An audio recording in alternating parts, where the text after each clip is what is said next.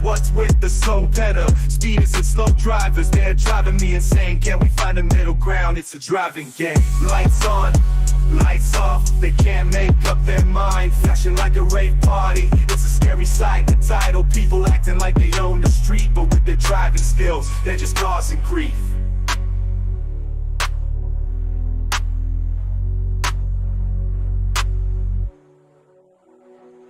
Traffic jam, hear the honking, it's a symphony. Entangled in a mess of pure insanity. Special people making U-turns on Young Street, blocking all the lanes, don't you have some courtesy?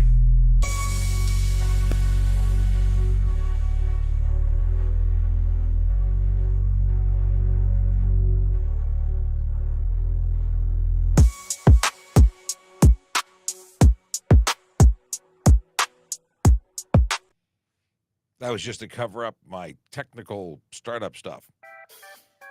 And now's the actual show. And by the way, I tested this out. I checked to see if we fixed the mumbly during this. This is in fact another test, because I want to know if my voice is being blurred out by the music. Blurred out, wrong word. It feels like blur. If you listen to the replay, or maybe you're hearing it this way right now, it doesn't sound very good. Anyway, this is Ask a Traffic Cop. My name is Sean Shapiro. I am a police officer with the Toronto Police Service, and I talk about traffic safety, traffic law, and police stuff every single day. It's pretty magical. It's pretty awesome. I'm still shocked that I can do it. It is Wednesday all day, and hopefully it's not a rainy one. But the fact is, it is what it is. That's what it is.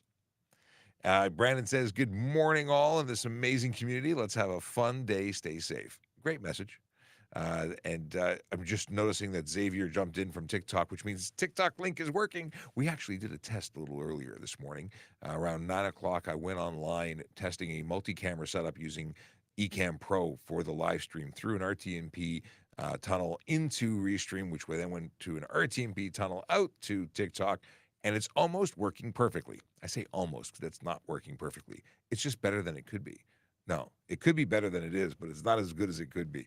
We're almost getting there. What's holding me back from pulling the trigger on this is that I can put messages up from all the platforms except TikTok on the multicam. It's great because then I can look at this camera and that camera, and it all works out, and having guests will be better, and the world will all be magical. We're so close, but not there yet. So we're still in the Restream studio today.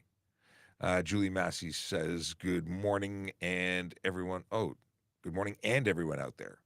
Yes. Good morning to you, too. Michael H. says, special people. Who are you talking to, special people? Who said, did I say special people? Who said special people? Tom B. says, good morning, Sean. Good morning to you, Tom. Sean Chen, who doesn't like capitals, says, good morning, PC Shapiro. Sean Chen is a friend to the show who's come out and helped us with all sorts of cool stuff. He's a student, and moderator is in the house. Hello, moderator. We have the assistance of a moderator today. We'll see how that goes. Moderator in training, no pressure at all. I probably created pressure by saying that. Anyway, Tom says that the music is, it's not blurred out. The music is not jumbled, but it's annoying. Really? I kind of like that intro. Well, or maybe the annoying was the rap music.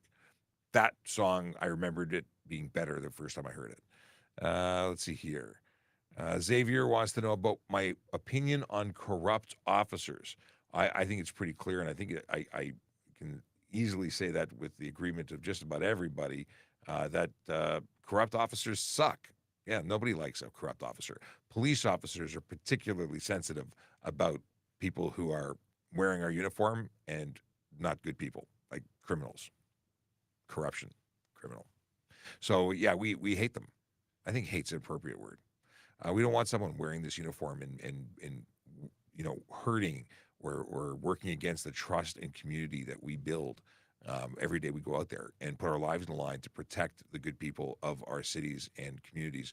And then someone takes advantage of that and then makes us all look bad and makes our jobs harder when all we're trying to do is help other people. So, yeah, I've got pretty strong opinions about it. Chase says, good morrow. Good morrow to you, sir. Is good moral the response to good moral? Okay. What is this? Paraniano says, Office Light, I want to ask you why the youngest of picking up. I don't know what you're asking, Parani. I don't know how to pronounce your name, but this is the question that was asked. Yeah, I don't understand. Okay, Akela Dracona says, greetings and salutations. And then they had a follow-up question after guns. They said, why are street races still going on in the nighttime? Until we find them, they do what they want, right? Police get notified, and then we go and respond to them, and then we prevent them from continuing by way of arresting or charging or dispersing or whatever the officer investigating chooses to do in response to what they see. Generally speaking, it's charges. And hopefully these people learn. Is it Janelle Kennedy says, hi. Hello, Janelle. Josh says, how do I find the offense number for a ticket I lost? I need to pay it. That's a good question, Josh. It depends on what kind of ticket we're talking about. Was it a ticket issued by police? Was it issued by the Toronto police? If it is a ticket that we issued, if you go to a police station, they should be able to look it up and see the ticket number in our system. They won't give it to you over the phone because of what should we call it? I read something and distracted myself from Michael. So if you go into the station, they can give it to you with ID, but they won't read it to you over the phone because of privacy issues. And what distracted me was Michael saying the Suno song said special people. Now I understand what you're talking about. Stephen Bell says, good morning, Sean. Chase, do we have multiple Chases? What's going on here? Chase says, good morning from Mississauga. We got a question. Oh, and okay, now I understand why. I'm like, I don't remember flagging these questions, but it is questions being flagged by the moderator. So moderators in full gear. Thank you very much, moderator. And one of those questions is coming from GA, who is on Twitter /X/ a platform that we don't always hear from because not everybody understands that you can ask us questions. So let's talk about that before we get too deep into there. And I'll let the moderator keep moderating. We're broadcasting on all these platforms. So whether you're on TikTok, YouTube, Twitch, LinkedIn, Facebook, Instagram, Kick, or X. See, I said X instead of Twitter this time.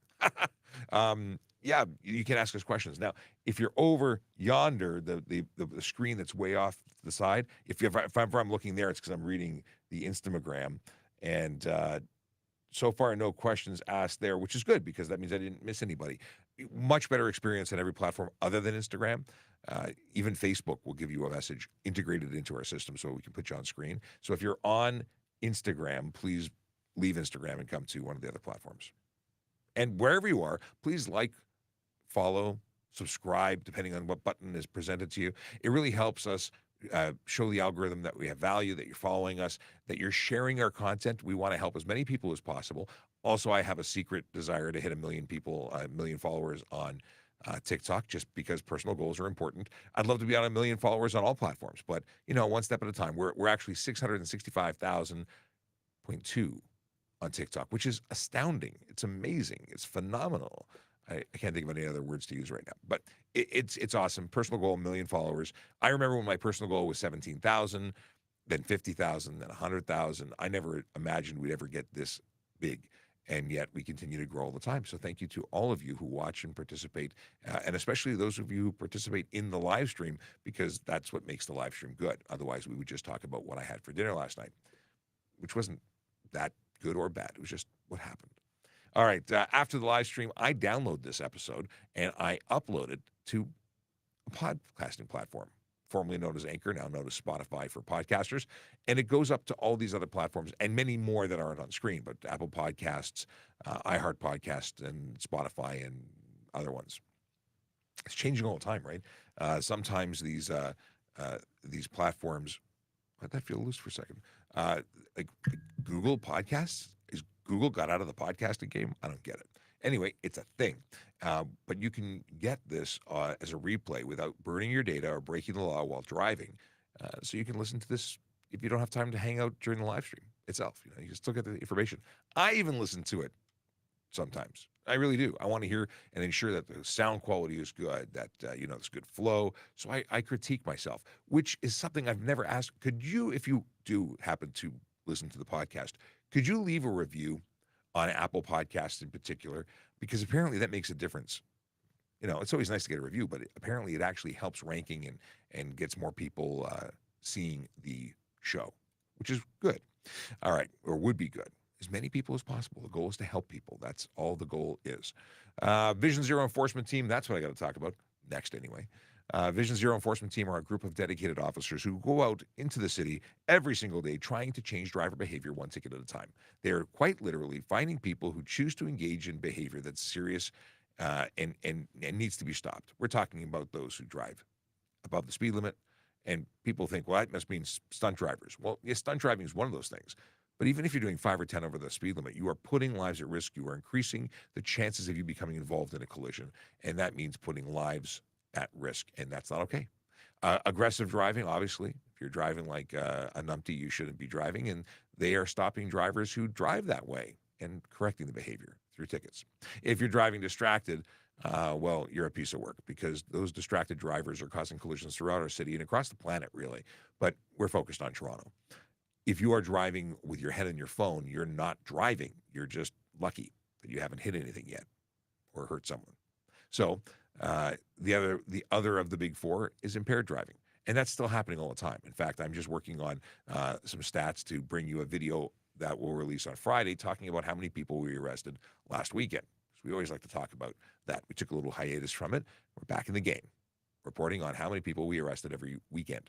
And obviously, we're arresting people every single day for it, but I like to focus on the weekend because people like to go out and party on the weekend. And that's great. Just do it responsibly. All right, back to stuff and things. Do we have any other hellos before we get into questions? We got Radek with good morning. We have. Okay. I'm going to start looking at questions. We talked about this one, so I can unflag it. And then we've got good morning. Good morning. This is the Twitter question. Can you explain lane splitting? Is it legal for motorcycles to do this? Well, lane splitting, quite simply, is when you split the difference between two lanes. So you have car in lane 1, car in lane 2, and that dotted line, when they ride the line, they're lane splitting. They're traveling between traffic and not where they're supposed to be. It's not lawful. It could be as simple as careless driving. That's an applicable charge. That's where you're driving without due care and attention. Yeah, you're driving carelessly. That's the least serious charge, and that's a serious charge, but it's the least serious charge that I would lay for lane splitting or lane filtering. Lane splitting could escalate to stunt driving, depending on the observations. You're zigzagging in and out of traffic. Yeah, you're traveling at a good rate of speed above the threshold of what others are doing. Could escalate from careless to stunt driving. And then, of course, if you're just a maniac, we're looking at dangerous driving under the Criminal Code of Canada, which means you're getting arrested. Well, actually, you can get arrested for stunt driving too, but one's a criminal charge and the others aren't. So you can escalate to bigger and better things depending on how much. I was talking about this in the test I did earlier, and I watched a guy, I say a guy, I have no idea, male, female, or other, on a motorcycle this morning as they went from the 404 to the Don Valley Parkway, and it was backed up. There was some congestion. And what did this rider do? Well, I watched them reach behind their rear end and fold their license plate up to avoid detection, because they know what they're doing is wrong and illegal and they shouldn't be doing it. But this particular person, I was going to use much more colorful language, but I'm going to stop it there before I say something I'll regret. Okay, moving on. Not legal. Okay. So many people want to know the answer to this question. How many times can I legally go around a roundabout in Ontario? There is no ticker, no time limit. There is no maximum number. I will tell you that if I saw someone just doing laps, I would investigate them for impaired operation. I'd be breath samples, drug recognition expert, something, because it's not normal behavior, and it's not that funny. Now, if you're interfering with traffic, if you're preventing people from doing it safely, if you're preventing pedestrians from crossing, whatever you're doing, if it's negative, there's the potential for other consequences. But simply driving around in a circle is not actually against the law. Michael says the Chips intro would be better. Copyright is lousy because it might be claimed. I imagine it would be claimed. I imagine it would have issues. However, I know people in the game. Maybe I reach out to Larry Wilcox and Eric Estrada. I could ask them. I mean, seriously, I met these people. They're amazing guys. I met them in California at an event, and I have the ability to reach out and say, hey, and maybe do that. And they're actually doing a live event. They're doing another fundraiser. Is it November? Maybe I go down and meet up with them again in person. And maybe we have that conversation, in person. Bring some challenge coins.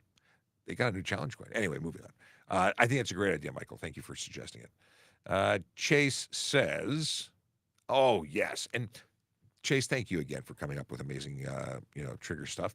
Just a reminder, I'm sure people have had their summer tires on for a while now. It's a good idea to check your tire pressure for the purpose of fuel economy, ride comfort, and safety. You're absolutely right. And if you go back a couple of episodes, was it maybe Monday's episode?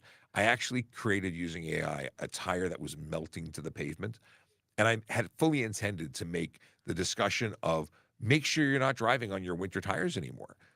It was supposed to be a discussion on that I totally forgot about entirely until now. Actually, it was until the next day, but I forgot about it again. So before we get on, okay, we'll start with Chase's thing. Yes, check your tire pressure as temperatures change. You will find that they fluctuate. They go up, they go down as it cools, it goes down. If it heats up, it goes up. So check on cold tires. You check your tire temperature on cold tires. That's what you do. But in terms of the winter tires still being operated in the summer, aside from the fact that you're going to burn them out and wear them down to nothing real soon, they don't stop faster. People think, they're like racing slicks. They're like gummy tires. They'll be so much better. No, that's not how it works. You will take longer to stop using a winter tire in summer in rain, specifically in rain, although it might also take longer to stop in other conditions. I'm not sure. But what's going to happen is we're going to do an investigation when you hit something. And we make these little notes, like what kind of tire you're running, the condition of the tire, the purpose of the tire. If you get into a collision with a winter tire in the middle of summer, do you think your insurance company might say, maybe we shouldn't pay this person? Maybe we should deny their claim? I can't speak for an insurance company, but I can certainly suggest that they make notes and they make their own determinations. And at very least, they determine what your next year's renewal rate is going to be.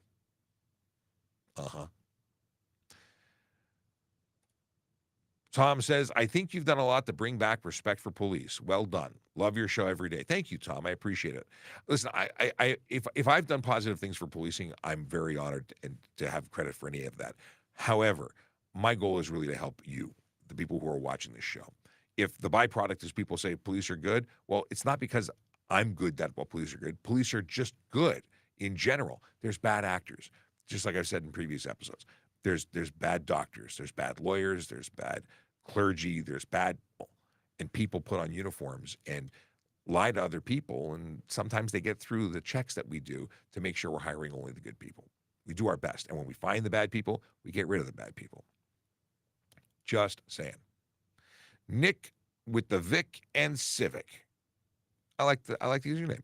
Nick with the Vic and Civic. There's a lot of Vics. I mean, it worked out. Now, anyway. Do you only buy things that have ick in them? just want to know. Yay or nay, photocopy of insurance slip. That is a nay. That is a nay. You must have the original slip or the electronic copy. You can't have a photocopy of that particular document. Not allowed.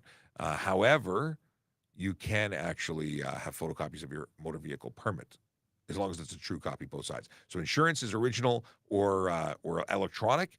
The ownership document is original or photocopy both sides, and your driver's license is the only thing that must be absolutely original. No photocopy, no reasonable facsimile permitted.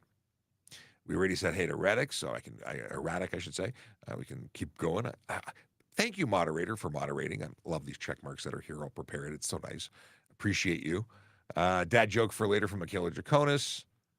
And L wants to know why you need your license card and not a photo of it if you can just look it up on your system. Well, A, you not carrying it means more work for me, which is more time for the service. And that's one. Two, the law says so. So you actually have to have it. Three, there are actually security features embedded in the card. Lots of people say they're somebody else. And often when we look up online, when we're dealing with text, unless we have access to photos, how do we verify who you are other than the honor system, right? Quick story: I pulled somebody over for driving with their headlights out. It was late in the evening in 12th Division. And I pull up this. What was it? It was a what's that boxy Element, Honda Element, pretty sure. And the driver says, I forgot my license at home. I'm real sorry, officer. My name is this. My date of birth is that. My address is this. And that's kind of the information we would get to try and verify you are who you say you are. So I came back and I said, I'm very sorry to tell you this, but you are under suspension. And he said, my brother is suspended? What? Yeah, because he's never actually been licensed. His twin brother was licensed. And this is why you must carry your driver's license. It's one of the reasons. Just because we have the ability to look stuff up doesn't mean that it removes your responsibility to do what you're supposed to do. Yeah. But I appreciate and understand why people have the question. Let's see here. If you're backing into a parking spot on your G-test, are we able to look at our backup cameras? Interesting question. What I've been told is that most instructors or testers will cover the camera. Are you allowed to look at it? Maybe. Are you allowed to rely on it? Probably not. Yeah, talk to a driving instructor. If you haven't taken driving lessons, I really, really, really suggest you do, because it's great to learn on your own. It's great to have mom, dad, cousin, uncle, brother, whomever teach you, but they also teach you all their bad habits. And with technology being what it is today, the cars do so much for us that you're not building the same skill level as I may have had the benefit of getting in a piece of crap that didn't have backup cameras or parking sensors or any kind of luxury, anything. So build those basic skills. Oh, I have good.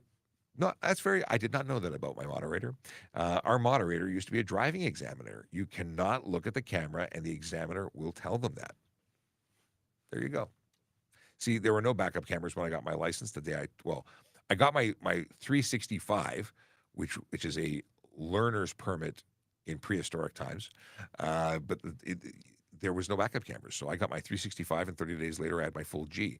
No graduated licensing for me. Good to know. Very good to know.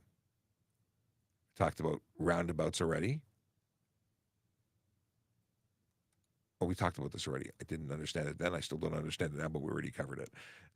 Toronto Road Chem says, welcome back. Thank you, thank you. What is this? How to become a crime scene officer with the OPP. Now, I don't know. Is a crime scene officer... oh, do you mean like... Okay, so you have to become I'm going to assume you're talking about a police officer who works crime scenes, because there are crime scene roles that are civilianized, mostly, I think, photography, but I think they've expanded who can do the work. In any case, if you're talking about what we call FIS, forensic identification...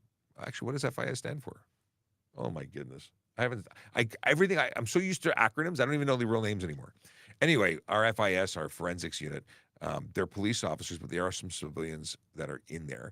And to be a forensic officer, you have to be a police officer first. You have to go become a constable generalist. So you have to be a first-class constable, have some experience, and then you can apply. And I assume that that OPP would have the same or similar process. All right. Let's see what this question is. Radek wants to know, can traffic enforcement special constables who are deployed in downtown Toronto on major intersections able to issue tickets for traffic offenses? So the traffic enforcement special constables, they are really there to direct traffic. And to be able to direct traffic, they are given the designation of special constable.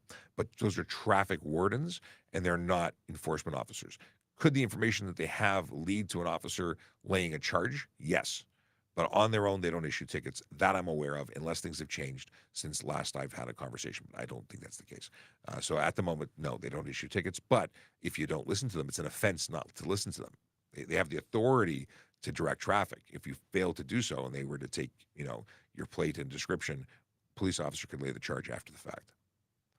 Northern Pike says, good morning, Sean and beautiful world, with an emoji wearing sunglasses. Yeah. Even if it's only me that's laughing at that, I just find the emoji description to be a funny thing. I like emojis. They're used in the most interesting way nowadays. I've been seeing videos that people are offended by thumbs up. I don't get it. Good morning from Brockville, Ontario. Happy Hump Day from Tiki Talk. Do people? I still call it Hump Day. It is the hump, and people thought hump was somehow dirty, but it's the hump. You know, it's the top, and then you're downhill from there, all the way to the weekend. Mike wants to know what happens when you steal from Dollarama.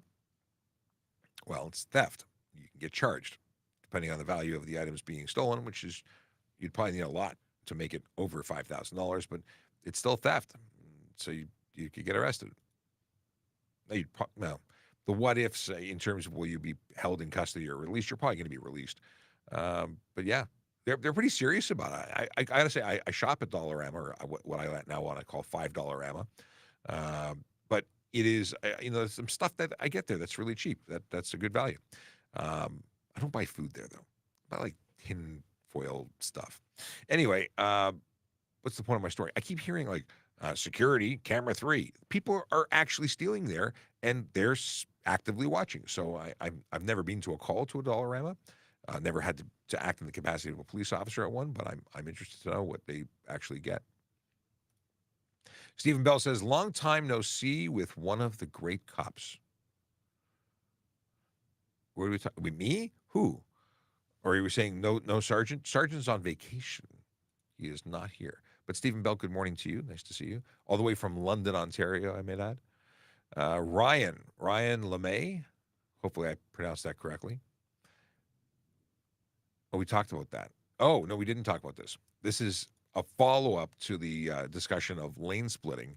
This is lane filtering, which is really the same thing, but at a stoplight. So this is where a rider, wedges through or waddles through, or sometimes rides at high speed through stopped vehicles to get to the front of the pack so that they don't have to wait through everybody else. Now, I have a split decision on this. If you're doing it to get through the pack, to not wait in traffic, to basically just piss everybody else off, or because people think that they, I throw a lot of shade this way when I talk about it too, because the drivers hate when people do this. They're like, if I got to wait, you got to wait. Why are you driving through traffic? There's no privilege or right to do this. It's still illegal. I would have a problem with people doing it. I would issue a ticket for it. I would at very least investigate and have a discussion. But I get it. Some vehicles are running hot, like Harley sitting in traffic, air-cooled, any air-cooled engine. Not good, not fun. But you're choosing to be on a motorcycle, and you get what you get. I ride or rode full-size dressers, like I dresser, not like a dresser in your house, but a dresser being full-dressed, bags and fairing and stereo and whatnot, and they don't fit between cars. So I sat in traffic, and I never really thought about it. Now, if you're the last vehicle in a row of vehicles, or you're at a light and you're the last one, cars are coming up, and half of the people I see on the phone are driving or on the phone these days, which means that you're at risk. So to the rider who wants to move forward a couple of car lengths for their safety, I not only understand it, I accept it, I endorse it, I think it's reasonable. And if you just moved up, if a police officer pulled up to you and said, hey, what are you doing? I would assume and hope that if you said, listen, I don't want to be someone's hood ornament when they're not paying attention, so I slide up a couple of car lengths just to get out of the way for my safety, but I'm not one of those D-bags who's going to the front of the line. And I think any self-respecting police officer would say, I get you. Makes sense, right? But in terms of like blowing through and being the first on race day, I'd charge you. It's just not okay. Nash says, I love traffic. Now, I love traffic services. I love traffic enforcement. I love traffic law, but I actually hate traffic. I hate sitting in traffic. I don't think there's anything that I like less than sitting going nowhere. Like once upon a time, I used to work a 4-day week. I tried it out. The amount of traffic congestion as a result of the time of day that I was in extended my drive by an hour. I don't have to drive that far. How it took me an additional hour to get somewhere. Like I say, I tell people quite openly whenever I talk about the time to get somewhere in Toronto. Toronto is an hour away from Toronto, and if you've ever driven in the city, you know what I'm talking about. An hour away, anywhere you go in the city. I go to headquarters, it's an hour. That's like 10 kilometers away. Caden the Canadian wants to know if underglow is illegal or only while driving. So it's not specifically illegal. There's no underglow law in the Ontario Highway Traffic Act, but there are laws about headlights and taillights and direction that you can project light.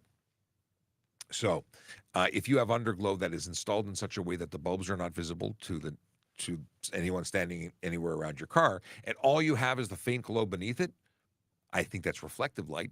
I think because my interpretation of the law says that that's not projecting light forward. Sergeant Campbell perceives it as if he can see the light, then it is projected light. And it's not projected forward, though. It's projected down and reflected, but we disagree on it, which just goes to show you that every police officer will interpret these laws differently and apply them differently, which means you may have to go defend yourself in court. I'm telling you from the way that it should be, and a little bit of science there. But anyway, if your light bulb, if you've installed it poorly and the light bulb is visible, you are actually projecting it forward, at which point you cannot have you can only have white or yellow projected forward. You can only have red or yellow or amber projected rearward, and you shouldn't be projecting light sideways. But then you start getting into how much light and is it color specific or, long story short is it's not specifically legal or illegal if you're not projecting light forward or back other than the colors we just addressed, you should be okay. But best advice, don't use it while you're driving. Private property is the best. Mandeep, the realtor, says, okay, I have a question. Ask the question. Many people are doing this recently, like telling us that they have a question, but never following through with the question. Nick with the Vic repeats, I still got to know. I'll repeat it again. Nay, you cannot use a photocopy of an insurance slip. Talked about it a while ago. All right. Just a reminder to everyone watching, please, or anyone watching and participating with questions, please start your question with letter Q so I know it's a question for me and not banter amongst yourselves. And thank you to L, who's reminding people that there's a delay. Like now it's 36 minutes after 10, and I'm reading questions that came in at 13 minutes after. Let's see here.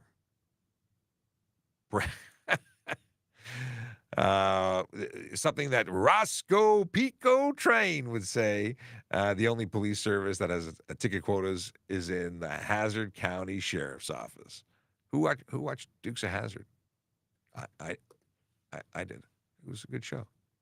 I don't think I could watch that now. And in fact, I try and expose my children to 70s and 80s television because I think it was the best television ever made. I mean, production quality sucked, but in terms of fun and wholesome and safe content, I really like the old school TV. Question: if I have insurance on my phone, yeah. If your insurance is on your phone, not that your phone has an insurance policy, but your insurance policy is available through a secure app on your phone, that is a legitimate way to show us or provide your insurance. But it has to, the apps, and the reason why I say not a photo, has to be from a secure app. Those apps have an ability to forward that information to a police officer, so you can email it. Like it's not just having the app as a way to securely, a verifiable way of sharing it. I think that's pretty cool. Now, if you remember back to the pandemic, that magical time, the premier said we're moving to digital ID. It has not happened. It was supposed to be at the end of that year, whatever year that was. It hasn't happened, and it's because there's so many security concerns. At least I imagine that's why, because I've read it somewhere. There's like security with people stealing your ID. What's this? What happens if someone reports for collision but no collision happened on your license plate? So someone made a false report or said you were there, but you were never there. It's possible that somebody replicated your license and was there. It's because people steal and reproduce. We have a ton of 3D printed plates that have been seized. 3D printed. Color plates. Wild. Yeah. So what else can I tell you about that? You go in and you say it wasn't me, and you provide your information to police as you're required to. And you go on from there. Then they do an investigation about someone who's possibly impersonating you. Boy Mom 8424 says, good morning, Sean. And Tracy comes in with a good morning. Good morning to you. Let's see here. We've got Tom who says, when I go to OPC, will I see you instructing about social media. Oh, I've never been invited to speak at that particular place on social media. I don't even know if they do. Oh, actually, that's not true. I went to the media relations course, which was then hosted by something called OMRON, the Ontario Media Relations Officer Network, not association. And I took the course and presented at the course at the same time because I had to get certified, and then I presented about social media. That's no longer called OMRON. The name has changed. But I don't know if they do another course at OPC. Since then, they've started doing them at different police services for not new officers, but longtime officers who are in a media relations role. Long story short is I am speaking at something called the Smile Conference. I've been invited to speak at that conference in September. That's in Florida. So I do speak and speak to police officers like the Toronto Police College at our college. I speak there. But not at OPC. But I do wish you good luck at OPC on your travels and becoming a police officer. If and let me know when that happens. Like, stay in touch. I'd love to know when you go OPC. Yeah, I went to a graduation recently, and for the person whose graduation I attended, it was really cool to close the loop because they decided they wanted to become a police officer because of watching me online. And although they're not a police officer yet, they're an auxiliary police officer. I got to close the loop. They joined that volunteer role because of being on the show or participating on the show. And I just looked over and I'm like, I was talking about Vision Zero, and I never actually said where our officers are deployed today. I don't think I did. So just to close the loop on that, so I don't get in trouble. No one cares.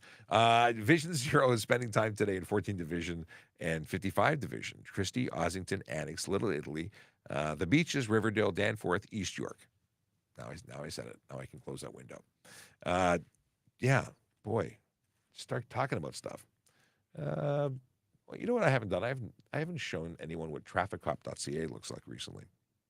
But I also want to talk about this. There we go. 2 new things on screen. Talked about that already. Do your kids listen or just roll their eyes? What do you mean? Don't all kids listen? My kids are incredibly magical. They actually listen to the show. They tell me not to speed. They tell me what other drivers on the road are doing.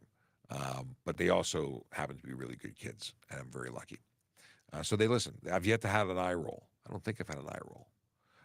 I will say that my eldest is just now entering the time when they're starting to get a little bit of tude, just a little bit, but then they apologize after. Yeah. Let's quickly. What do I be sharing on screen? I said I was going to do it, so I'm going to do it. Share screen. So first things first, I share this. This is what it looks like at TrafficCop.ca. If you go there, you will see, I'll put the TrafficCop.ca business on the screen. That's the link tree. And the link tree has, ways to, some promo stuff, like they're raising money by selling the Monopoly edition, what's it called? There's a special edition. It's behind me. See the Monopoly board? You can barely see it. That is going to raise money for charity, so that's an amazing thing. And then you can press a button and send me a message. People send me emails all the time. You can, if you want to be on the show because you're a traffic safety professional or somehow want to provide value to our audience, the Collaborate Me button sends me a message. And then there's all sorts of great links to our social media, but then useful links. This is really what I want to bring your attention to. Collision reporting. If you want to start a report, like to complain about a driver who's being dangerous in your neighborhood or someone that you witnessed doing something naughty, you can do that there. If you're a pedestrian or a cyclist, you can start your collision report there and then finish it off at 14th Division. By the way, if I haven't mentioned this before, 14th Division is now the home of our pedestrian and cyclist collision reporting center. So it gives those folks who are downtown a closer place to get to. They don't take any automobile reports. They just take the side of the report from the pedestrian or cyclist. Anyway, a lot of that can be started online. Then I've got links to other stuff and things. One of them allows you to sign up for renewals for your Ontario health card, driver's license, and license plate. Now, today I started watching it, but their live stream was all messed up. They made an announcement about automatic renewal, so I hope to have more information for you tomorrow on that. I'll post videos as soon as I have details that actually don't. Well, it was just terrible video, so I could not glean information by something that was unwatchable. But you can actually renew your plates now, but I'm assuming that's going to be removed based on what I may or may not have heard online today. Anyway, lots of great information here: cycling, car seats, moving to Canada. Yeah, it is a resource for you to use. The other thing I want to talk about very quickly is the other button that I didn't press. There we go. Press that now. Employment. Oh, yes. We are hiring. I talk about it every day. We're hiring because we need more people.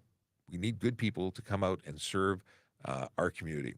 And whether you want to do that as a police officer, special constable, parking enforcement officer, a communications operator, these are all important roles, and they're all in service to the community. Just because you don't wear a uniform and go on the street doesn't make you less valuable. In fact, civilian roles is my favorite link to press because it's all sorts of positions that have nothing to do with being out on the street and everything to do with making us, police officers, able to leave the station. Like there's mechanics who keep our vehicles, running. That's a major important function that, we don't take it to the service center down the street. We have our own garages. Firearms processing examiner. That's a brand new role that I've not yet seen or posting because there's currently 7 postings.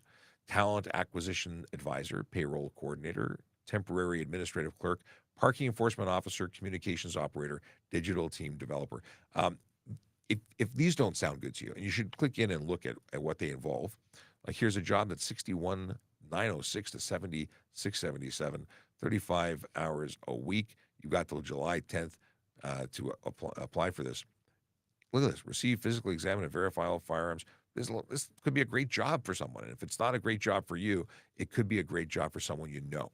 So please consider referring your friends and family, people who want to work for a great organization, to www.tps.ca/careers. And they can get the process going, but they got to move quick because these positions don't stay on there forever. They get posted. They close, and then the people who have applied get, evaluated and so on.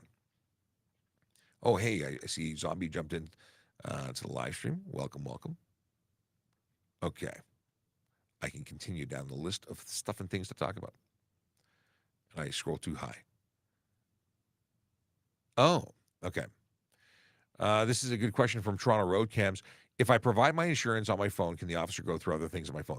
You don't actually hand over the phone. I've never received insurance by way of phone. Everyone's always given me the paper because it wasn't a thing when I was on the road, and I'm no longer on the road. But my understanding is you've got to be able to send it. So you can show it. That may satisfy the officer. If we need more, there's a function within the phone that you should be able to send it to our phones. We have work phones. We all have work phones. We have work emails, and I imagine that's how it goes from there. But I would not be handing over an unlocked phone to a police officer. Just saying, because you can't control what they do afterwards. Can G2 driver on the QEW? Yes, a G2 driver can drive on any road, but there are conditions. No alcohol in their system, no drugs in their system. There's restrictions between midnight and 5 a.m. In terms of passengers under the age of 20, but they can drive on any road. And Tracy had already said, yep. U-turn at the lights, is it legal or illegal? Mandeep, the realtor, wants to know. It depends. If it can be done safely, it's legal. And it has to be on a green light, not a red light. I do not understand why people think that people can do U-turns at red lights.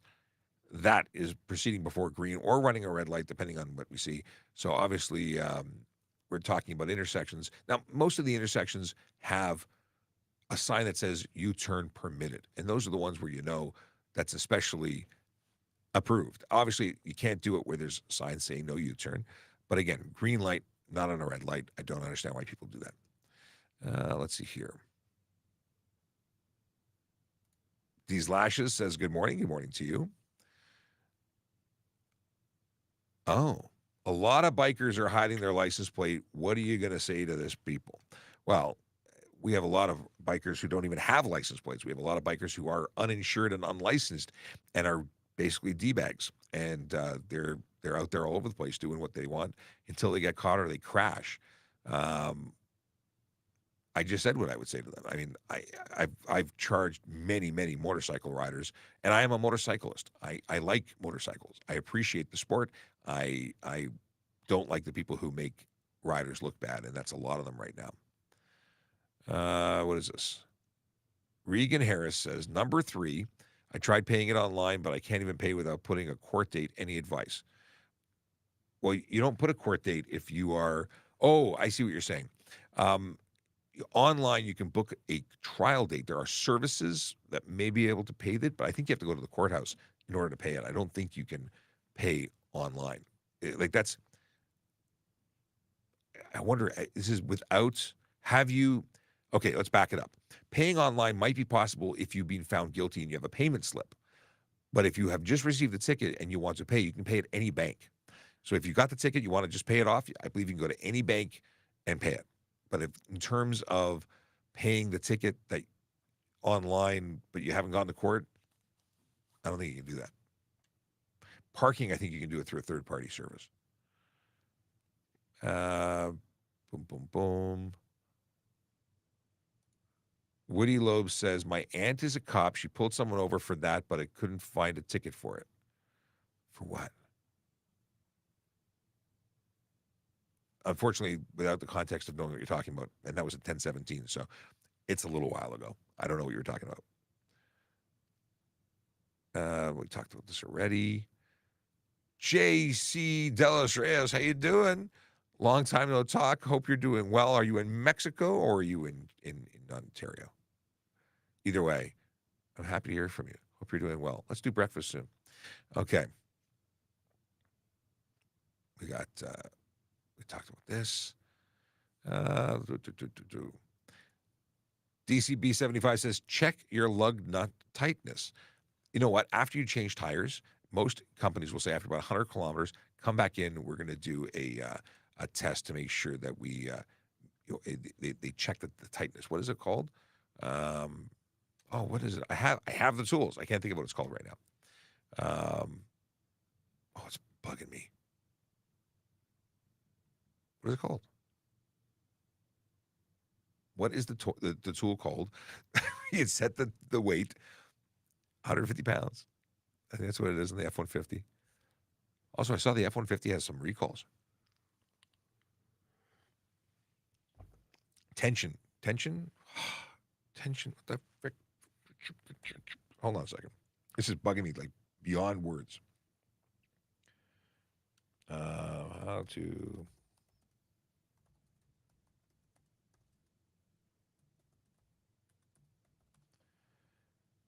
Torque wrench. Couldn't remember. Own one. Used it for years. Yeah. Torque wrench. Linda says, good morning, hero. Just a reminder to you and other heroes. Thank you. We love you all. Thank you very much, Linda. Always sending, love and appreciation towards the police. Big supporter. We appreciate you. Let's see here. Can you make a right on a red onto a double-laned road during an advanced green for oncoming traffic? Can you make a... I see what you're saying. Can you make a right on a red when there's an advanced green? So here's a couple things. One, I'm seeing everybody with a torque wrench. Everyone's just drowning it with it. That's fantastic.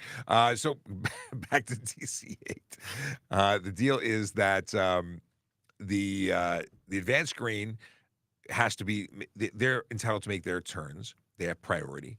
They can make the turn if they go into the appropriate lane. The right turn is required to make sure that their turn can be completed in safety. They have to, the priority is the left turning on the green. They can make the right turn on the red if they've come to a complete stop and they're proceeding, in a safe way into their appropriate lane. Now, two things are true. One, you can think it's safe and then it becomes not so safe. And the advanced screen has more priority than the person turning. If everyone's going where they're supposed to be, you're not going to have a collision. If someone does something they're not supposed to be doing, we have a problem, and each person could be related to an individual charge. So the person who makes the right turn could be, fined or charged for making an unsafe turn because it wasn't safe. Otherwise, it wouldn't have happened. but they are less responsible than the person who made an improper turn when they were turning to the inside lane, ended up going wide into the lane they weren't supposed to go to. So they can be charged for that too. Whether or not you actually get charged as the right turning lane person, it depends. Because more often than not, the person turning left says, well, I had the right of way, and then there's two stories, and we rarely get the truth. But you have to do everything you do in caution. Steven says, oh, hold on. We'll come back to that. It was flagged. Did you see the new BMW M5? No, I have not. Meow Mix says, good morning, Fuzz. Fuzz is a term, a UK term for police. It's not offensive. In fact, one of my favorite movies was Hot Fuzz. Okay, Monique says, morning. iPhone version of insurance, okay. It has to be an app from the provider. You can't just take a picture or input it yourself. Okay. I'm going to stick with stuff that is flagged, just because things are starting to scroll really fast, and I want to make sure I don't miss anything. So if the moderator put it in front of me, that's what I'm going to read. So Stephen Minardi says, why is it that when you have a vehicle impounded from a traffic stop and you beat the charges or have them withdrawn, you're not reimbursed for impounded fees? Seems like you're being penalized when you're not guilty yet. Well, it's funny. Those roadside measures were put in place by the ministry because people get out of charges not because they're innocent, but because of games in court. And this is not rocket science. This is not a secret. This was in articles published by newspapers in and around the time that the laws changed. And the officer caught you. The officer gave you what was or triggered a administrative penalty for the offenses you were charged with, and there's no recourse for them. You're avoiding the further penalty. For instance, if you were stunt driving, 1 to 3 year driving prohibition. Well, you don't get that, so you should be thankful. But you do get the initial, because there has to be some impact for stopping people doing what they do. Because unless this is a very unique situation, I'm assuming whatever you did to lose your car, you actually did. And if you beat it in court for a technicality, it was a technicality as opposed to being innocent. Now, I apologize in advance if you were doing the speed limit when you got your stunt driving charge, which I think would be very unlikely.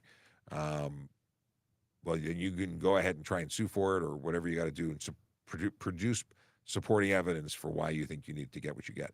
But yeah, I've never laid charges against someone who didn't do what I said they did. Just didn't happen.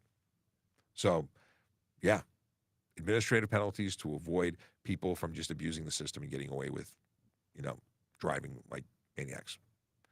My NL car has no place on front for Ontario plate. Oh, it's a Newfoundland car, has no place in the car. Blah, blah, blah.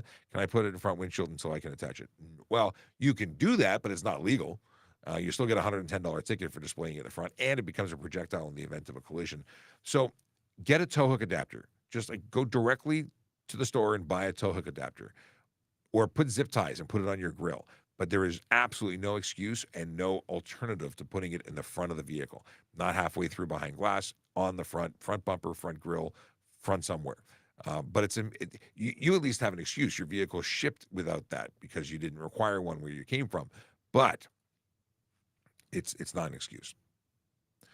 Let's see here. I want to be a cop, but I have -7 vision. Can I still be a cop if I wear contacts? Contacts don't meet the requirement. If you go online to TrafficCop.ca TPS.ca/careers, if you go down to the requirements, it explains what you have to do. I actually had laser surgery. I just started wearing glasses again because I'm old. But I went for a long time without requiring glasses, and it was magical. But I did surgery to do that. Things like orthokeratotomy are not permitted. That's where you wear special contact lenses while you sleep, and they basically putting your eye in a jello mold. They correct your vision temporarily, but then your eye kind of reverts back to its pre-jello molded state.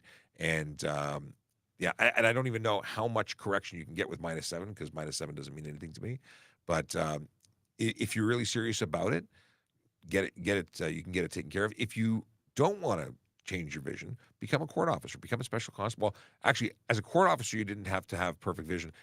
I don't know if special constable, there's an easy way to find out. Hang on a second. TPS.ca careers. If I go to special constable, let's see if there's a vision requirement. Because it used to be historically that people who became court officers couldn't pass the vision test. And I don't see a vision requirement here. It says grade 12, 18 years old, not criminally convicted, license certification. Come on, anything else? Shuttle run, pre-screening, possess valid, OACP, shuttle run. I don't see anything about vision. So you might be able to get in as without having, and this is something, because it's also not cheap to get laser surgery or any surgery, because it's elective and not covered that I'm aware of. So you could get hired as a special constable and make money and save up for that and, get it done later. But you have a job and then become a police officer later. Okay. Boom, boom, boom. Abby says, good morning. If I'm driving and I get a call and I have to use my phone to answer the call, I pull over to the side and turn on the flasher and use my phone. Is there anything I'm doing wrong? Yes, you're actually not legally permitted to do that. People will say, but why? He's doing everything safe. And it is safer than driving and touching your phone. However, you must be legally parked in order to touch your telephone if it's not mounted. So if you are mounted, if the phone is mounted, well, whether it's a vent mount or a suction cup, preferably not one that's obscuring your vision as a driver, because that could lead to other charges. But if it's mounted, you're legally permitted to answer by swipe or touch the call. So put it on speakerphone. In fact, most vehicles or most phones will allow you to say, answer the call on speaker. You can say, hey, Siri. Tried to put the pause there. So, my phone responded anyway. Yeah, you should be able to answer it with voice on speaker, but if it's mounted, you can actually touch it momentarily for the purposes of swiping and answering and hanging up. But pulling over and touching your phone is not legal, because as soon as you are touching your phone in a spot other than a legal parking spot, you are eligible for a charge. People do it all the time. They pull over in no stopping zones and no parking zones and use their phone, and they get charged. Okay. What documents must you produce in a rental car? Oh, very good. So you need to have your license, ownership, and insurance and a rental contract. Technically, I don't think the rental contract is actually, well, I've always asked for it. I don't know if it's actually supported by any specific law, but it's good to have. Just in case, it's good to have. Because how do you justify that you're the person that's supposed to be there? But at the end of the day, we don't enforce if the rental contract says you can drive. We enforce if you're a licensed driver, driving an insured vehicle with all the documents properly in order. I got to ask now, rental contract. Once in a while, we talk about things and I go, don't remember. Rental docs. Maybe it is required. Okay. Oh. If my car is wrapped with vinyl, should it be registered with the wrap color or original color? It's a great question. And the answer is the wrap color. If your vehicle is red under the paint, or the paint is red, and you put purple, green, orange, polka dots, whatever, on the wrap, and now there's nothing red visible, I'm going to pull that car over because it doesn't match. And I'm going to investigate to see if someone stole your license plate and then put it on their car that is similar, but a different color. That's one of the biggest reasons we pull people over, is to investigate those anomalies. And you're required by law to change that information within 6 days of making the change, or you can be charged. So $110 fine for not changing it, but also wasting your time getting pulled over every 6 blocks by every police officer that sees you and runs your plate and recognizes that things don't match. Stephen Bell says, I would like to thank you guys for what you guys do 24/7, 365. I'm so fascinated with the first responders. Well, first of all, you're welcome, but thank you for the thank you. We really appreciate the support.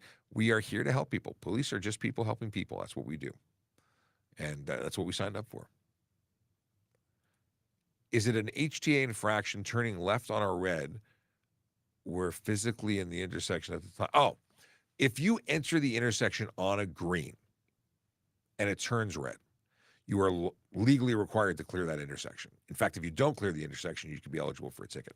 So it's not against the law to do what you are legally required to do, which is clear the intersection. Entering the intersection where you have no place to go and being caught stuck there, failing to clear the signalized intersection, like I said, that's a charge. If I'm a G2 driver and I borrow my dad's car, don't have a copy of the ownership or insurance, is it a ticket? Blicken wants to know the answer. And the answer is, you're the driver. You don't borrow the car without the documents. Otherwise, you get the ticket.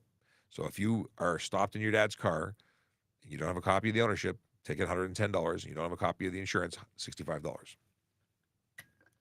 Loads of fun, right?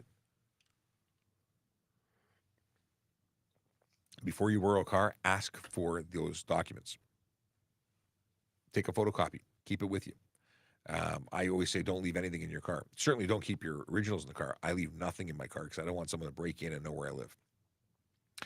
In terms of insurance, the insurance companies send multiple copies. I think they send me 6. I'm the only driver. I have 6 copies of my insurance card.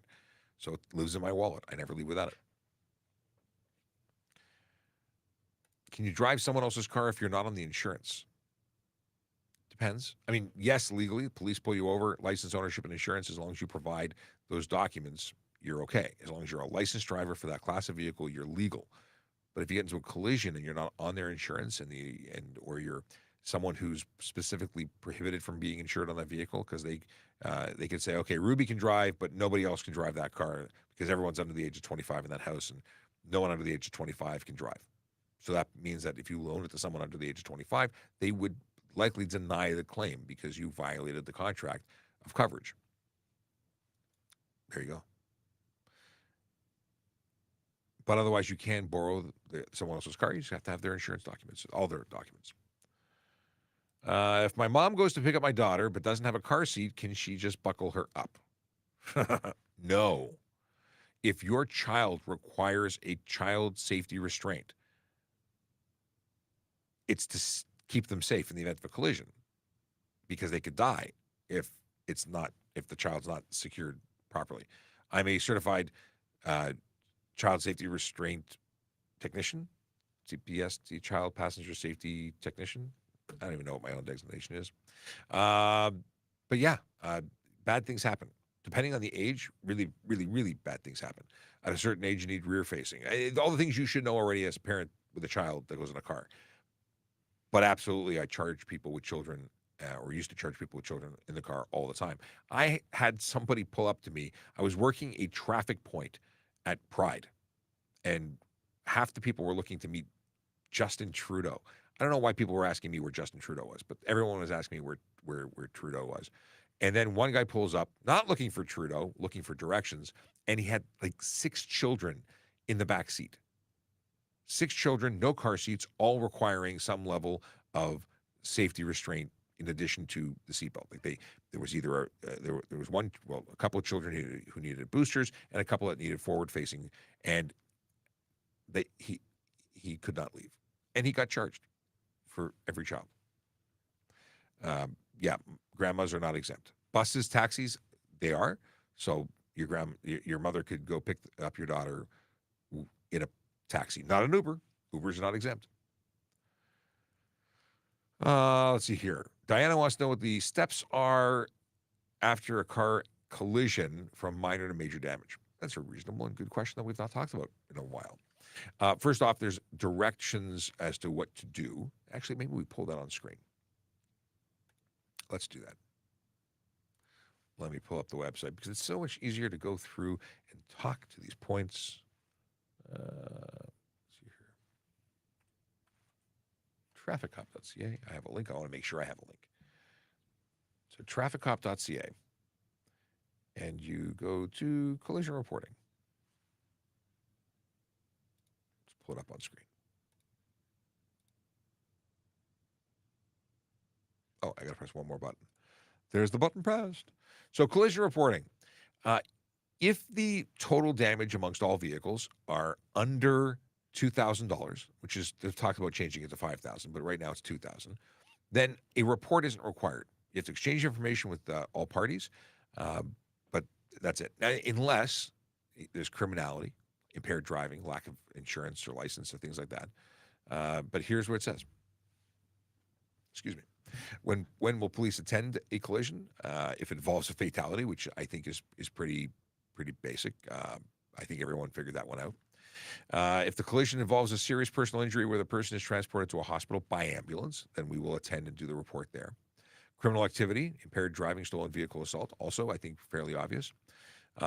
Where there's dealing with collisions involving the transportation of dangerous goods, uninsured persons, uninsured or suspended. We'll attend for that. And this is where you wait and the police come and we do all the report and everything is done. Okay. Collision report damage to private, municipal, or highway property, so we'll attend for that as well. If you hit a pedestrian or cyclist, obviously we'll be attending, assuming they stay. If they decide, nah, I'm not waiting 2 hours for the cops to come, because sometimes that takes that long, I'm booking it. You exchange information, they can call police later, or they'll get directed to a collision reporting center. And then you'd be able to do the same thing. Yeah. And if it's between 11 p.m. and 6 a.m. where the vehicle's not drivable. Basically, we look for impaired drivers at that time. So, but the deal is that you, I like this. It says, establish if anyone is hurt. I could have started with this. What do you do if you're in a collision? I like this. Establish if anyone is hurt. That's good advice. And you can call 911 if anyone's hurt. You need an immediate response by police, fire, or ambulance. I like that. It says, take a breath. This is a stressful situation. This is good advice. Clear the road. So this is, again, a big thing. People sit in the middle of the road blocking roadways forever. They're exchanging information. They're standing in the middle of the 401 after a collision. Cars are drivable, and they're discussing, the sports scores. No. If you are in a collision and the vehicles are drivable and there's nobody seriously injured, you make plans to get off the road and go to a safe place. Yeah. At very least, on Toronto roads, you get over to the curb lane or the first side street. You could also call 911 and take direction from the call taker, who will tell you what to do. Amazing how many people say that no, they're not going to move the car. They take direction, or they refuse direction from the police, call taker. So assess the damage, because you are capable of doing this. If the vehicles have over $2,000 combined damage, you must report it to the collision. Report the collision to the police immediately. To a collision reporting center. If damage are minor, please contact your insurance company and talk about the options. When we say immediately, sometimes we don't need immediately. So if it's a snowstorm and everyone's piling up, you're going to be there for hours. It's going to be more dangerous to send you to the collision reporting center from where you are. Take a breath, like it says, and come back when it's not a snowstorm, like a day later, 2 days later, depending on the situation. We're absolutely, supporting that. Exchanging information is a requirement under law, and that's where you're going to need to give your license, ownership, and insurance. Get all the information about the vehicle. I'd say take pictures with your phone. Take pictures of everything with your phone. Even the license, ownership, and insurance. It's easier than, especially in the winter days. I know we're in summer now, but winter days where you're trying to get your pen to work. So you got a smartphone, use it. Hey, it says taking a picture. Hey, it says do. Should have read ahead. Talk to witnesses. Although I find it lately that there are very few people willing to be witnesses, they tend not to care unless they can put it on TikTok. But talk to people. If someone is a witness and is willing to put their pen to paper or be truly be a witness, not just say I saw that. They're great to have witnesses. So what else can I tell you about that? If you think it's minor and it turns out to be major, so you think it's under $2,000, you go to the body shop to fix the dent, and the dent is $10,000. Obviously, now you need to go and report it. Now you're obligated, and it's reasonable that you were wrong. Like that's why we want to see the change from 2,000 to 5,000, because a scratch on a Mercedes can be 5,000. And it's 5,000, or sorry, it's $2,000 amongst all vehicles involved. Now, how realistic is it that two vehicles have damage and together it's under $2,000? It's like every vehicle is reportable right now. But let's say you thought that the little dent, the size of the end of my pen, was only $200, but it turned out to be a lot more. You go and report it. One other suggestion is I would exchange telephone numbers in addition to or emails, and maybe you have an email address that isn't your main one. Like maybe you don't want to have your telephone number because telephone numbers are quite personal, and maybe Diana, you don't want the dude who rear-ended you to call you at 3:00 in the morning to follow up and ask how you're doing, because really he's just being a creep. That's possible. Maybe have an email address way of contacting somebody, and maybe have a Gmail account that isn't your main, so you can ignore it or filter it. I think that's actually a good idea. Maybe I have to make a video about that. Anyway, Diana, I hope that answers your question to your satisfaction. If not, let me know if you need more. Let's see here. Good morning. I was given 3 tickets in early December. I've disputed them and have heard nothing back. December till now is not that long. It could take 6 months. But if you are concerned and want to ensure that you haven't missed out on anything, I would contact the courts. But 6 months is, I wouldn't start getting nervous at 6 months. At a year, maybe, possibly. Sergio says, any information on service plates? When can you use them? Are there time restrictions? Service plates are generally for the delivery of new vehicles or testing of vehicles. So if you're a mechanic, and I think we're talking about the same thing, if you're a mechanic using it, or is that a mechanic plate? Is that different than service plate? Hang on, I got to look it up because there's so many different plates now. There's factory plates, which I think get lumped into service plate. But hang on a second. Ontario service plate. Let me look this up in the system. By system, I mean the Google.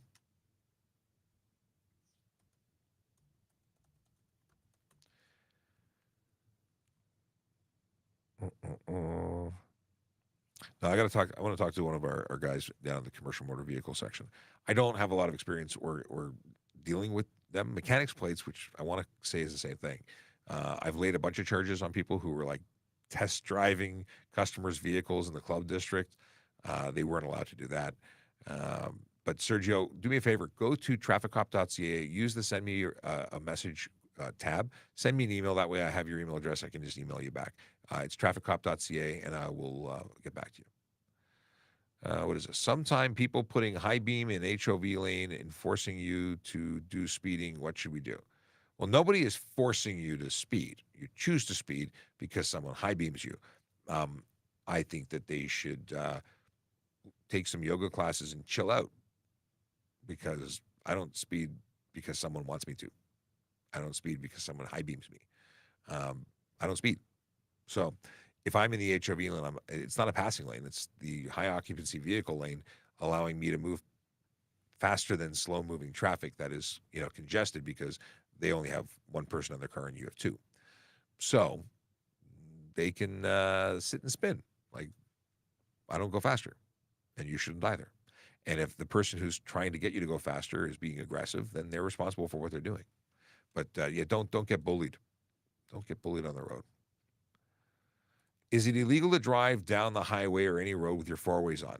Amanda, I'm so glad you brought this up. It is the most annoying thing that I see when people drive around with their 4-ways on. They're ineffective. They're not intended for use while driving. They signify a hazard on the road. If you're a hazard on the road, don't drive. It's for vehicles that are stopped. I was in fog driving back. Actually, I was driving back from the Ontario Police College because I'd been there for a course. And on the way back, it was so thick, the fog, that you couldn't see in front of you, like very, very short. Well, I kept seeing this hazard in front of me that I never got any closer to, and I was concerned that it was what do you call it? It's like a lighthouse, the lighthouse that kept moving.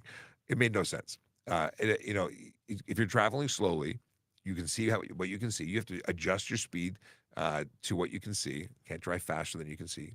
I can't stop saying you can see. But yeah, no one should be driving with their hazards on. It is for when you're pulled over to mark yourself as disabled vehicle. It's not illegal. Can you drive without plates with custom plates in private property such as malls and restaurants? Why? Why? Like, you don't need plates on private property because you don't need a license on private property. But why? Like, you're going to take off your plates and then why? The only thing is you actually, now I have to reconsider that, because you can be charged for stunt driving on private property. Criminally, we can investigate and charge you for driving offenses on private property. But and you can be charged on private property for there's one plate related charge, and I think it's for which one is it? Highway Traffic Act. Under plates, let's do a quick thing here. What is it?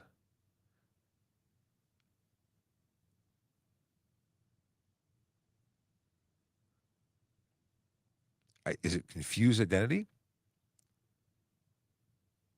Fail to provide the face.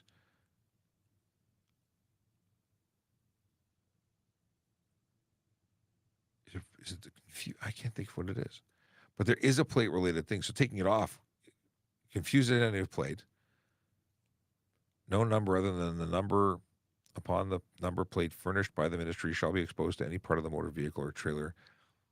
I wonder. It's an arrestable offense. I just don't. Is simply removing it an offense? Again, I need to look into that because I've never been asked that question. But why? Why would you take your plates off on private property? I mean, you could have, if you had a show car and you wanted to, it's a car show situation. I'm flip-flopping. I don't know. Why is clear license plate cover considered a ticket if you can clearly see the plate? Reflections, distortions, filters like polarization that prevents cameras from reading it. Anything that covers your license plate is prohibited, even if it's a license plate frame. Now, in reality, if I'm driving around and I can see your plate, I see your plate. I'm not pulling you over for a plate cover that doesn't obscure the plate. Personally, I'm not bothering with that. I can't imagine anyone actually doing it. And to support that is I don't know anybody who's ever received a ticket for a clear plate cover that is actually clear. The problem is they fade, they get dirty, they get moisture, all sorts of things that prevent you from seeing it. So if I can't see the plate, that's why I'm looking at you. If I can see the plate, I've already moved past you. But it's technically not legal. Just by the way, it's 20 minutes after 11. No new questions. If you ask a new question that's not flagged, I'm not going to take anymore. But I'm going to work through the ones that are here. Okay. I had a ticket and I requested a trial online, but it's been months with no trial. Is that normal? Absolutely. Things are real slow. Are you allowed to live in one province and drive a car that is registered in another? Broke my pen clip. If you are no, you're not. So, well, yes, you can borrow it, you can use it temporarily, but you cannot register a vehicle out of province. So if you have, like Quebec, for instance, a lot of people do this. It's called fraud. So they move to Ontario, but they have their parents or a friend or somebody with a mailing address, and they keep an address in Quebec because the insurance there is cheaper. So they conduct fraud where they say they live there, but they actually live here. So once you move to Ontario, you become a resident. Your vehicle has to be registered in Ontario within 30 days, and your license must be converted within 60. If you're not doing that, you're breaking the law. Diana has another question. I like the questions. Why do the Canadian Armed Forces and vets have a poppy on their license plates? Is it just out of respect for service? It is an option to get veterans plates. And if you have service with the military, you're eligible to get them. I don't believe there's a fee, and then those plates occasionally get you benefits. For instance, it's to represent and honor the troops, but and as one, they get privileges like on Veterans Day. I don't think they pay for parking if they have those plates. But it's a good question. I kind of regret that I didn't get a Star Trek one. Apparently, they had a Star Trek plate. There's a guy I follow online who was talking about the Ontario Star Trek plate. Apparently, they made very few of them before they realized that they didn't have a license to produce them. It was they were violating copyright. So those plates are very rare now. And not that I'm a big Trekker. It's just that I really, I just thought it was cool. Anyway, what's the PC before Sean for? Police Constable. That's what PC stands for. It's the rank. PC is the abbreviation for Police Constable. SGT would be the abbreviation for Sergeant, of which I am not. Are electric scooter illegal? Electric scooter being kick scooter, stand-up scooter, or like thing that looks like a Cafe Vino scooter, two-wheel motorcycle-y, moped-y thing. E-kick scooters are not legal in Toronto, but there is a pilot program in place for the province of Ontario that allows them to be operated in certain conditions, assuming they follow certain conditions. So it depends, but they're totally prohibited in the city of Toronto. Can I explain Project Erase? There's not much to explain. It stands for eradicate. What does it stand for? Eradicate race. Oh, come on. I was going to say street racing, but hang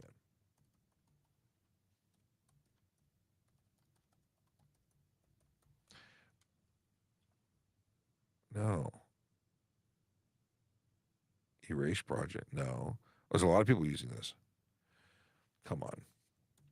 And street racing. Oh, wait, maybe it's hang on a second. Eliminate racing activity on streets everywhere. It's a horrible acronym. Thank you to the moderator. I want to say street racing, but because I associate racing with street racing, I messed myself up. So it's eliminate racing activity on streets everywhere. The acronym that looks good on paper, but actually stinks when you say it out loud. Ultimately, what we're trying to do is keep roads safe, and people who are out there putting lives at risk, acting like jerks on the road. That's what people who are street racing are. I'm name calling now. Yeah, it's not okay. So we're out there doing heavy enforcement on modifications that are illegal, or heavy enforcement on road activity that's illegal, and it's all with an eye to make the streets safer for everybody. Angela wants to know about sidewalk sweepers on the road yesterday. No license plate. Are they exempt? I don't know exactly where they fall. They're like golf carts with vacuum cleaners. I don't know if they require plates because they're under contract with the city in the city. Like they're city vehicles. But I've often wondered that.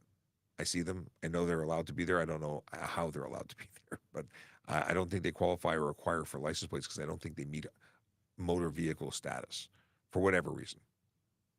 How are the interviews like for TPS? That is a good question. It's been a while since I've had one.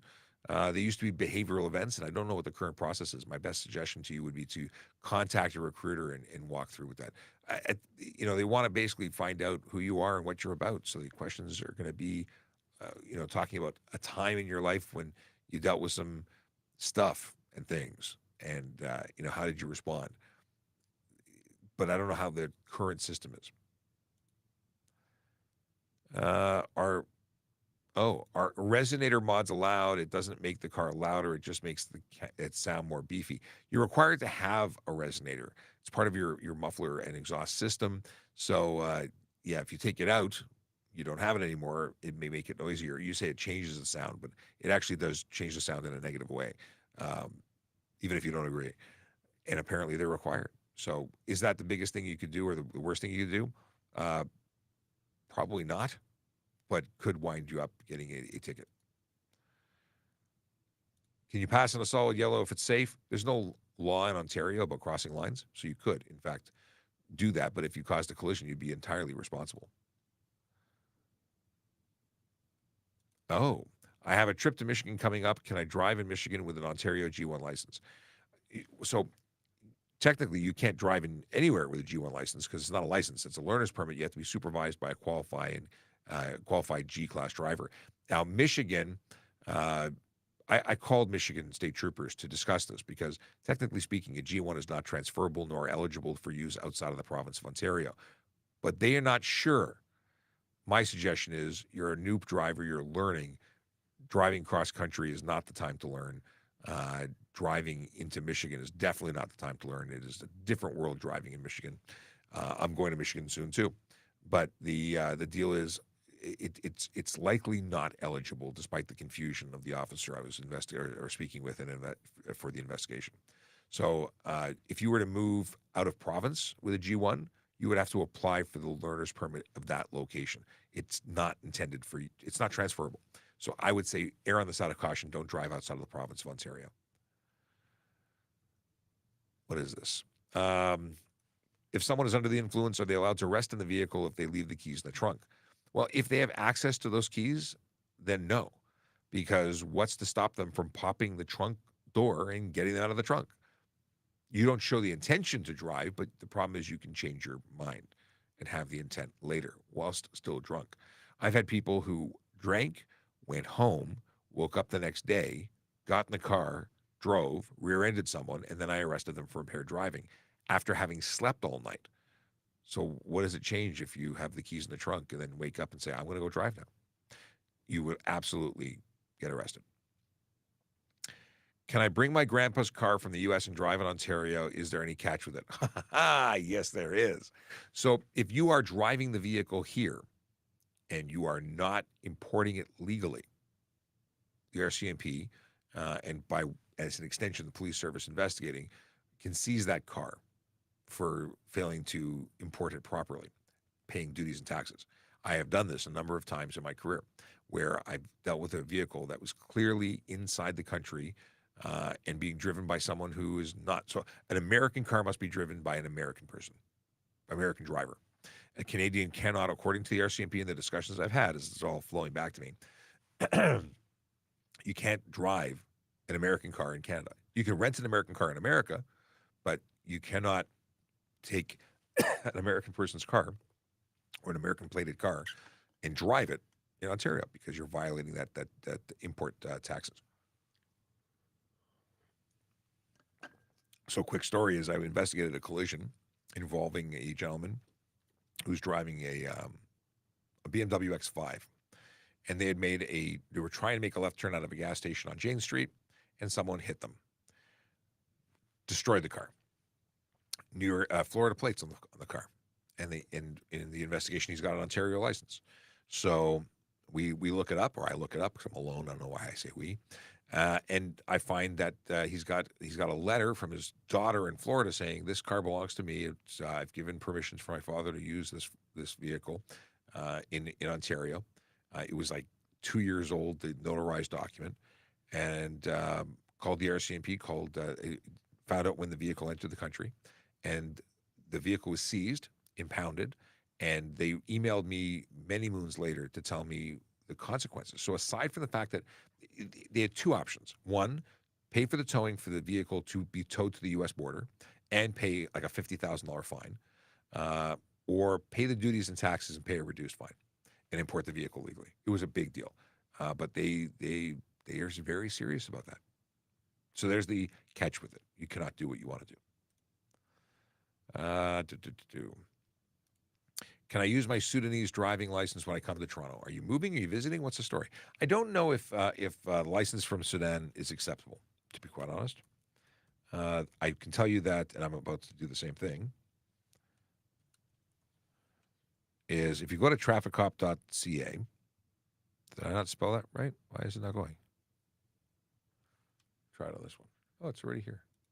So if you go down to new residents and visitors, there's a link at the bottom, and most places are accepted. But if your license isn't accepted for moving here, like you get no credit, you may have difficulty.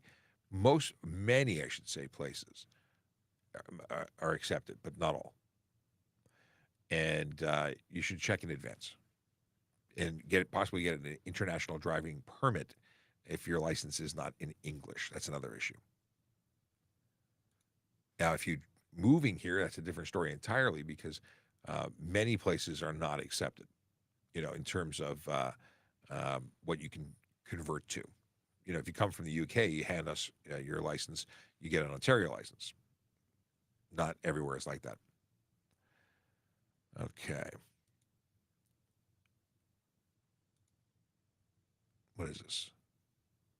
Oh, Stephen Minardi wants to know if I know the percentage increase in traffic stops since license plate auto scanners came into play. Also, how do day-to-day traffic police feel about the increased workload that it brings to them? Well, they are being used specifically for major stuff, warrants.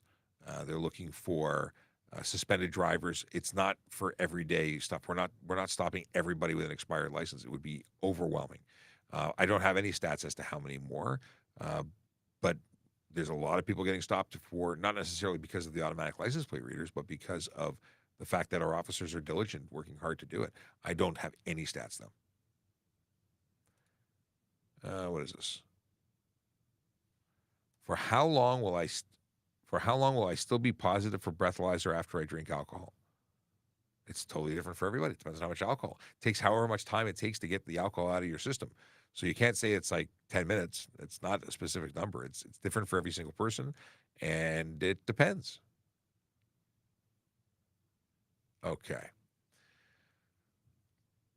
Dad joke. Did you hear about the stormtrooper who couldn't see out of his helmet? He didn't know what he was missing. There's a whole joke about, hold on. There's a whole deal about stormtroopers not being able to hit the broadside of a barn. Car Clinic Hybrid wants to know about service plate restrictions explained in depth. I love that you ask for an in-depth. I don't have an in-depth. Service plate restrictions are used for testing. Well, we talked about this already. I got to look into it. So you can be, if it's a different person, you can go and ask in the email link, and we will go and respond to you offline as well. All right, it's 11:34. I am expired. I need to go offline and do other stuff and things, but it's been a blast. I'll be back tomorrow. I think that's fair. 10 o'clock. What do you think? Join me tomorrow. If you got questions, we'll try and get through those. I see Jeremy, who has questions about riding a bicycle on the sidewalk, and just because I noticed it, I'm going to put it on screen. You can't ride a bicycle on the sidewalk in the city of Toronto unless you're under the age of 14. It'd be 13 or younger, and that's the story. So don't have a good day. Have a great day. Stay safe. Drive sober, and we will. What is this? One question I have. I got pulled over for not giving the cops the insurance. What? I said I'm going away, and I saw this pop up. One question I have. A question I got pulled over. How do you get pulled over for not giving the cop insurance? Wouldn't you have already spoken to the officer and then not given them insurance and then got a ticket for it? It's hard for us not to. Your question makes no sense. But we very often, what do you call it? We very often pull people over to check the status of insurance. That's perfectly legit. And Jeremy, you have a great day too. And I'm really saying goodbye now, but you know what I'm doing? As I say goodbye, I'm going to lead with my new favorite video, and that's the Toronto Police recruiting video. And I'm going to play that for you now, and we'll see you tomorrow. Your future career starts with a vision. A vision of opportunities ahead, where you can see a path to a noble career, serving the city of Toronto.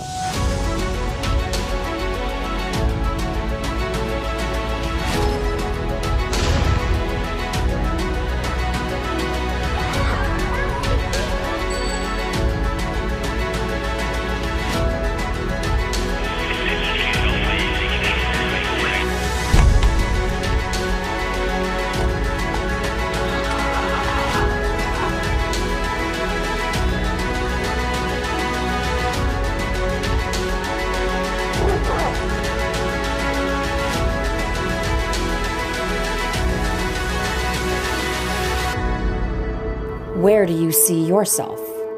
Toronto Police Service. Apply today.